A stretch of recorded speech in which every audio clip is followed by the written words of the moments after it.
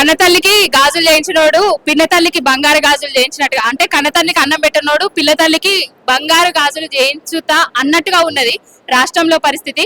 రాష్ట్రంలో అధికారంలోకి రావడానికి రేవంత్ వర్యులు చాలా హామీలను ఇచ్చిండ్రు మా మహిళా మనులకు. 2500 అన్నాడు, స్కూటీలు అన్నాడు, ఇంకేం చెప్పిండు, మహిళలకు తులం బంగారం ఇస్తా అన్నాడు, ఇంకేవేవో ముచ్చట్లు చెప్పిండు, ఉద్దర ముచ్చట్లు అన్ని చెప్పిండు. ఇప్పటి వరకు కూడా ఒక్క హామీని కూడా, ఫ్రీ బస్సు మినహా ఒక్క హామీని కూడా నెరవేర్చకుండా మహిళలకు సంక్షేమ పథకాల్లో కోత పెడుతున్నాడు.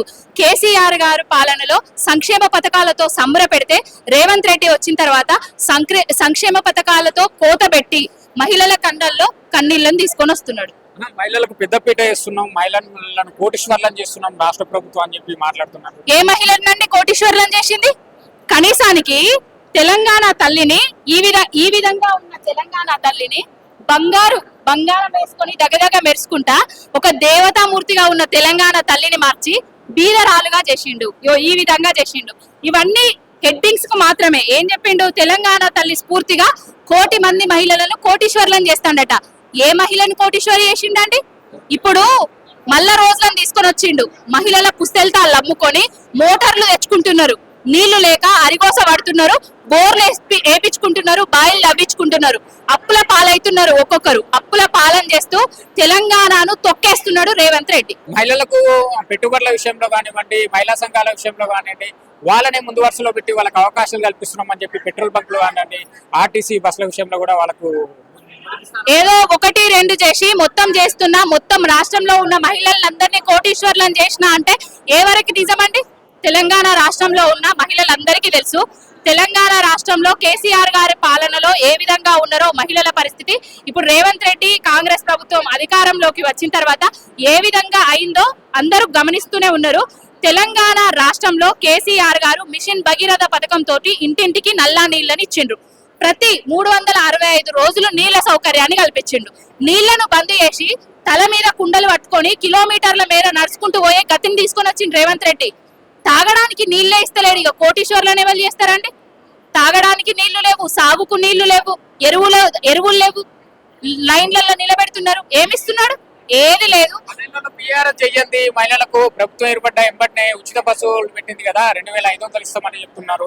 అదే విధంగా పెళ్లిలు అయితే ₹1,00,000. ఇప్పటి వరకు ఏ మహిళకు 2500 రాలేదు తెలంగాణ రాష్ట్రంలో.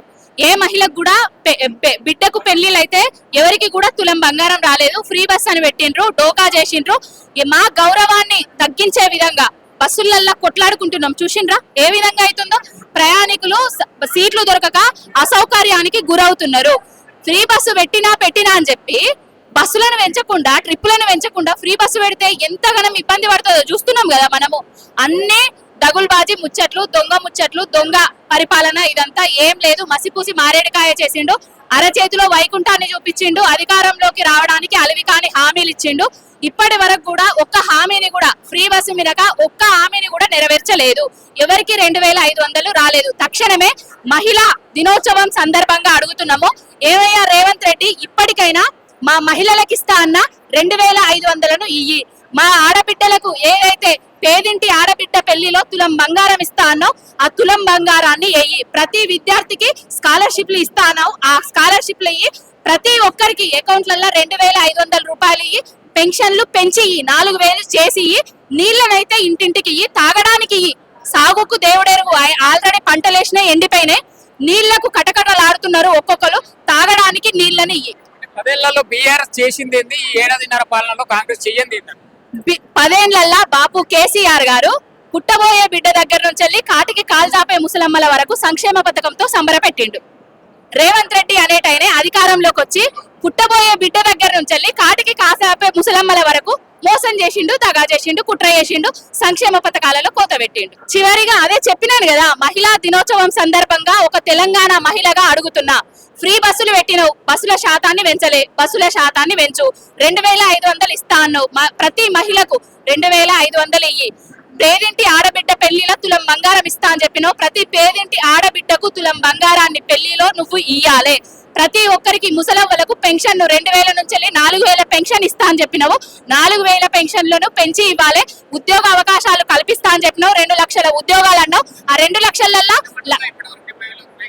ఆ 70,000 ఉద్యోగాలు కూడా కేసీఆర్ గారు ఇచ్చినాయే. ఒక్క ఉద్యోగం కూడా వాళ్ళు ఇవ్వలేదు. వాళ్ళు ఏంటంటే మంది కూడిన బిడ్డలను మా బిడ్డలను ముద్దాడుకుంటారు. ఏం లేదు.